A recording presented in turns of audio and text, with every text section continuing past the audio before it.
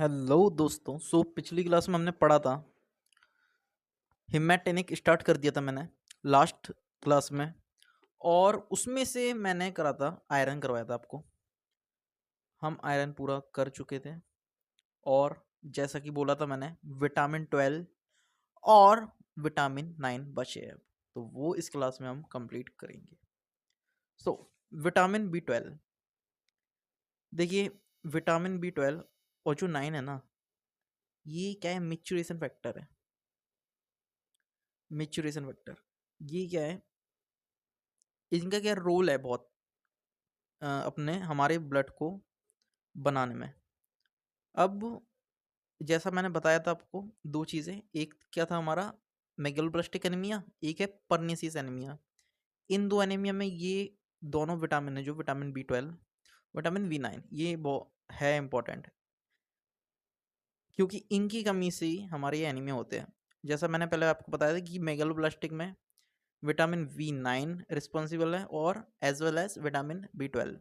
और जो pernicious anaemia है, उसमें ओनली विटामिन B12 रिस्पॉन्सिबल है। अब देखिए, एनीमिया इसमें क्या रहता है, आरबीसी का क्या है, साइज क्या होता है, लार्ज, बढ़ जाती है आरबीसी, बढ़ जाता है साइज उनका, जिससे वो क्या है, उनका जो लाइफ टाइम है ना, वो शॉर्ट हो जाता है, शॉर्ट लिव्ड। अब हमारे क्या है, इसमें से कोबाल्ट कंटेनिंग कंपाउंड है ये। कौन कौन से, हाइड्रोक्सो कोबालामीन, मेथाइल कोबालामीन, साइनो कोबालामीन। ये वही है, मतलब विटामिन B12 ही है, उसके अलग अलग वेरिएंट्स है। हाइड्रोक्स में ओ एच आ जाएगा, मेथाइल कोबालामिन में उसमें CH3 ऐड हो जाएगा, अटैच हो जाएगा रिंग में, साइनो में CN। तो ये अलग अलग उसके डेरिवेटिव्स है। विटामिन B12 को कोबालामिन कहते हैं। ओके, अब देखिए, विटामिन B12 में क्या रहता है, रेड कलर का क्रिस्टल रहता है।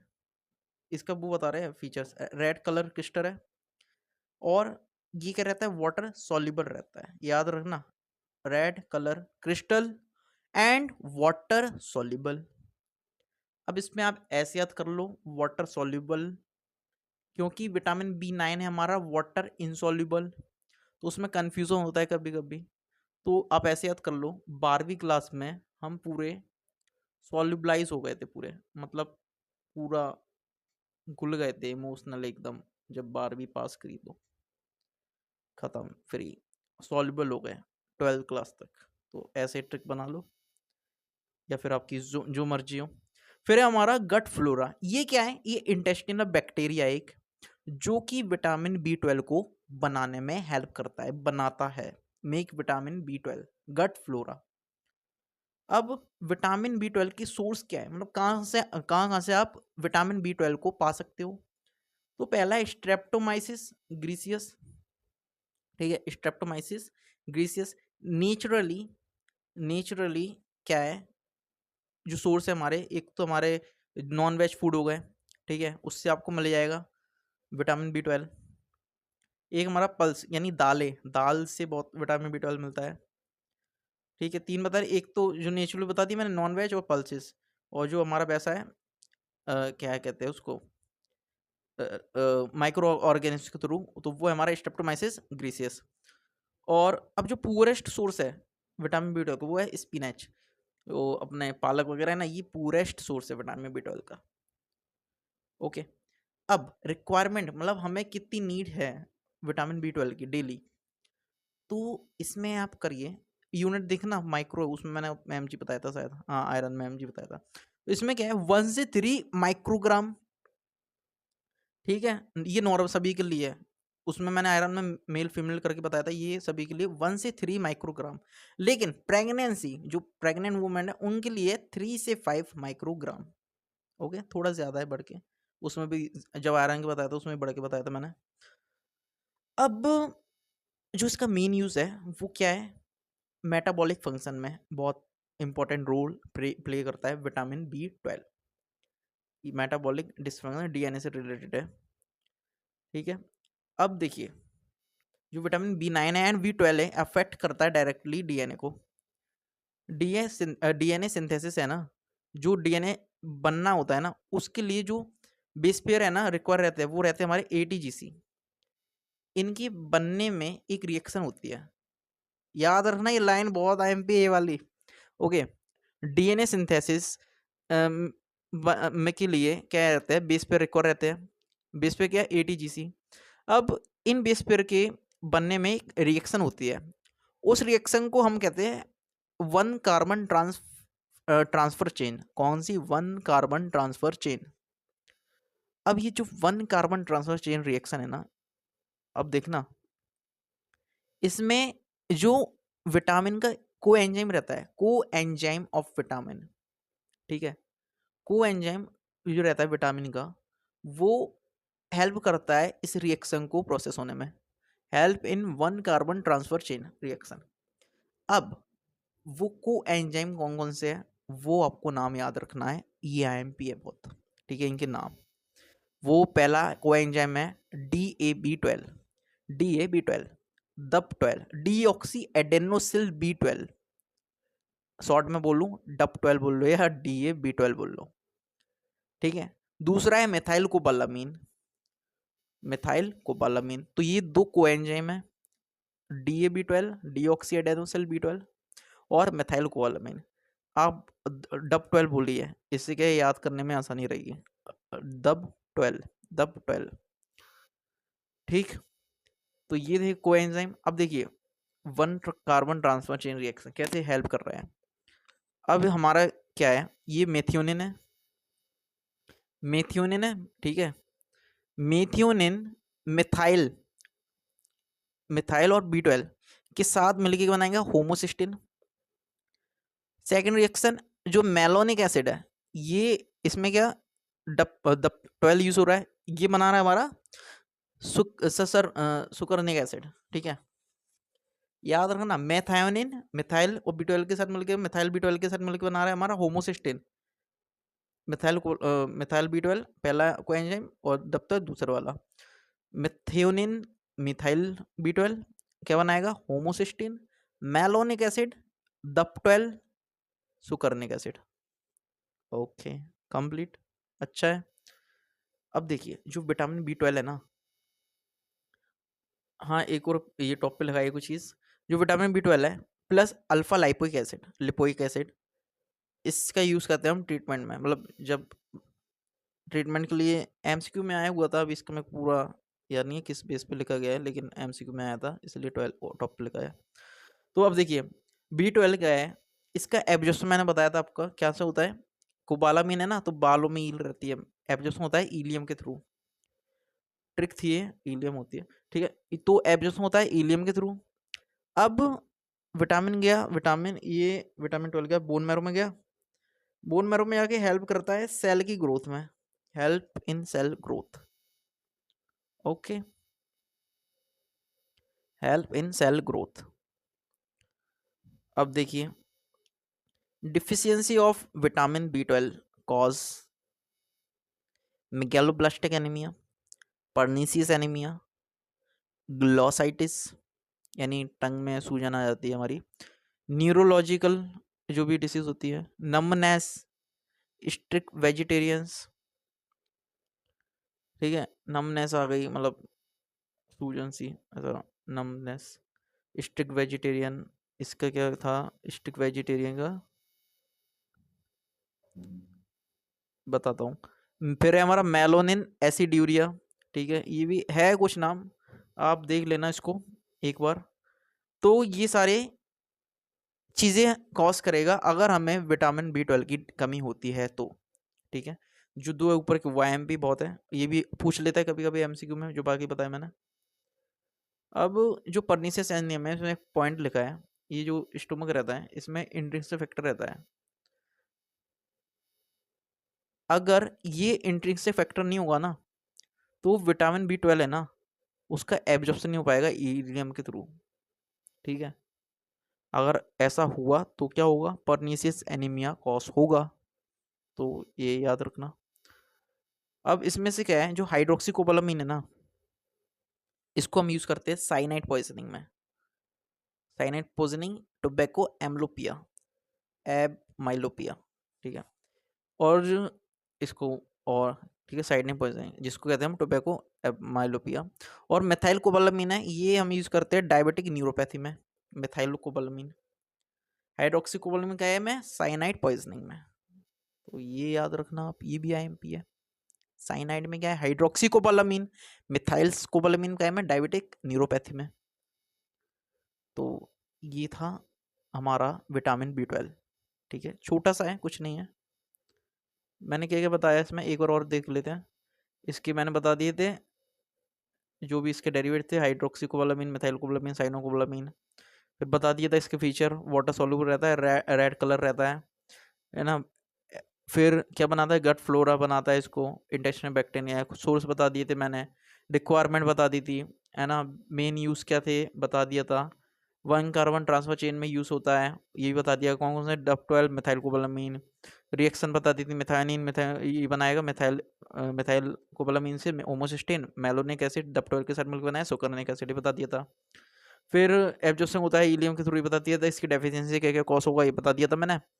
ये सारी चीज़ें थी, हो गया कंप्लीट विटामिन B12। इसके बाद आता है विटामिन B9।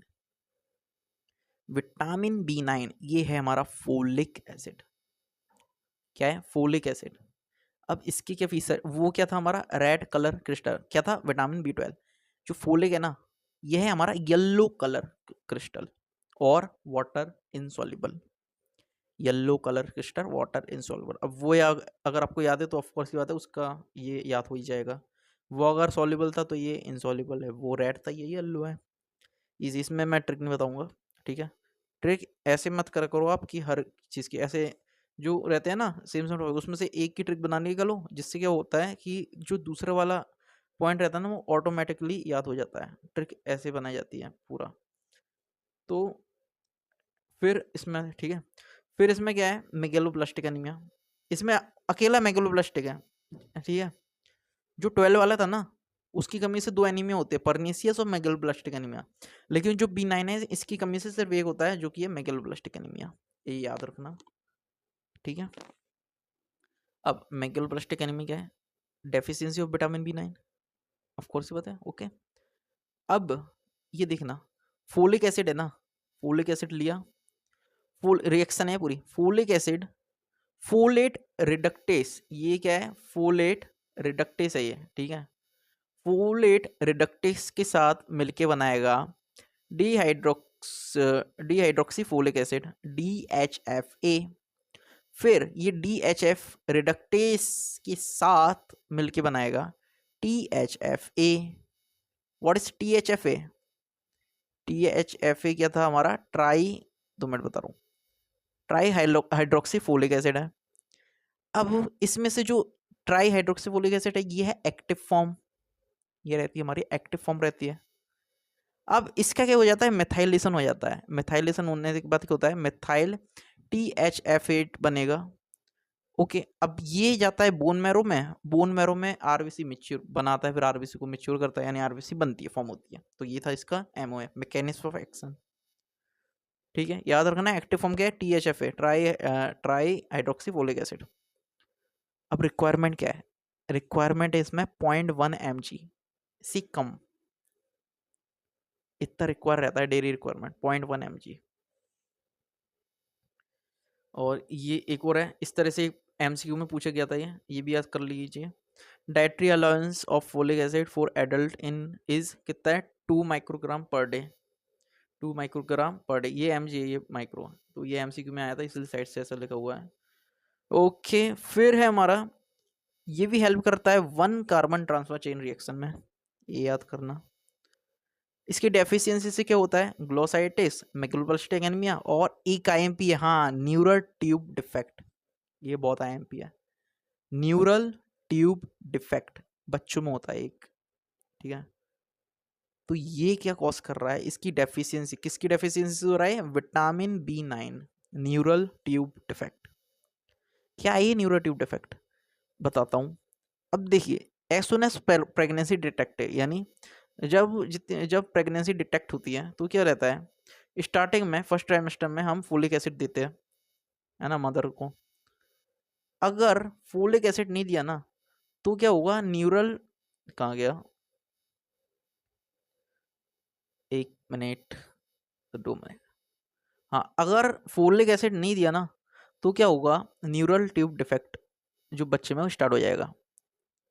ठीक है, एग्जाम्पल इसका, इसमें अलग डिफेक्ट आते हैं, जिसमें एक एग्जाम्पल है स्पाइना बिफिडा। आप सर्च कर लेना क्या रहता है ये गूगल पे एक बार, स्पाइना बिफिडा और न्यूरल ट्यूब डिफेक्ट, ये आप करिएगा सर्च। अब देखिए इसमें क्या है, कुछ इसके डेरिवेटिव है फोलिक एसिड के। कौन कौन से डेरिवेटिव है, पहला है फोलिनिक एसिड, फोलिनिक एसिड है जिसको हम कहते हैं सिट्रोवोरम फैक्टर, जिसको हम क्या कहते हैं, ऑल्सो कॉल्ड ल्यूकोवोरिन, ये लिखा है, जिसको हम कहते हैं 5 फॉर्मिल THFA। यानी सारे नाम एक ही है, अलग अलग इसके सिनोनिम्स है कि folinic acid, सिट्रोवोरम factor, ल्यूकोवोरिन, 5 formal THFA। ये क्या है, किस में यूज होते हैं, ये मैथोट्रेक्सेट पॉइजनिंग में यूज होते हैं, मैथोट्रेक्सेट पॉइजनिंग में। ठीक है, क्या, फोलिनिक एसिड किस में यूज होता है, मैथोट्रेक्सेट पॉइजनिंग में। ठीक, इसको आप ऐसे याद कर सकते हो, मैं 3 बार फेल हुआ, मैं 3 बार मैथो ट्राई फेल हुआ, फोलिनिक एसिड, मैथोट्रेक्सेट पॉइजनिंग। अब जो फोलिक एसिड है प्लस 5 फ्लोरोयूरेसिल जो कि एंटी कैंसर ड्रग है, जब भी अगर हम फोलिक एसिड को 5 फ्लोरोयूरेसिल के साथ देंगे तो एफिशिएंसी, उसकी एफिकेसी जो है फोलिक एसिड की वो इंक्रीज हो जाएगी। 5 फ्लोरोयूरेसिल ड्रग है कैंसर की, जो हम पढ़ेंगे कैंसर में, अभी आप नाम याद रखिए 5 फ्लोरोयूरेसिल। फ्लोरो सेम है ना, फोलिक निक और फ्लोरो सेम सेम है, ऐसे याद कर सकते हो आप। तो इसी के साथ खत्म होता है हमारा, जो भी एजेंट थे, ह्यूमैनिटिक एजेंट थे, वो हमारे फिनिश होते हैं। ओके, और नीचे कुछ एक्स्ट्रा पॉइंट है जो कि लिखे हुए हैं, इसको मैं डिस्कस करूंगा बाद में। ये बेसिकली MCQs आए थे जो, वो है एक तरह से, वो मैंने लिख लिया है, तो इसको अब भी नहीं देख रहे, हम बाद में देखेंगे। बाकी जो था मेन यहाँ तक था। अब जो ब्लड में अगला टॉपिक हम पढ़ेंगे वो है हमारा कोगुलेंट। कोगुलेंट पढ़ना है हमें। कोगुलेंट पढ़ने के बाद मैं आपको एक बार बता देता हूँ, कोगुलेंट बचा है अभी हमारा। ठीक है, कोगुलेंट है, अच्छा खासा टॉपिक है, IMP भी है। कोगुलेंट के बाद हम पढ़ेंगे, फिर कोगुलेंट खत्म हो जाएगा, इसके बाद है हमारा एंटी प्लेटलेट, जिसको हम कहते हैं एंटी थ्रोम्बोलिटिक, और ये रहेगा हमारा लास्ट टॉपिक एंटी प्लेटलेट तक। तो यानी हमारे 2 बचे टॉपिक कौन कौन से, कोगुलेंट है और प्लेटलेट। ठीक है, तो इसको ख़त्म करने के बाद हमारा ब्लड टोटली फिनिश हो जाएगा और कुछ आपको पढ़ने की ज़रूरत नहीं है ब्लड में। ठीक है, उसके बाद जो बताया ना मैंने एक्स्ट्रा पॉइंट से जो MCQ वाले, वो मैं डिस्कस कर लूँगा एंड में। तो अभी के लिए इतना ही, बाकी जो हम अगली क्लास में स्टार्ट करेंगे वो हम स्टार्ट करेंगे क्या, कोगुलेंट, और ट्राई करूँगा कोगुलेंट पूरा एक बार में कंप्लीट करने का, और एंटीप्लेटेड भी एक बार में कंप्लीट करने का। यानी अगली क्लास में हम, भले ही मैं थोड़ा बड़ी वीडियो बना दूंगा लेकिन पूरा कंप्लीट कर लूँगा ब्लड को।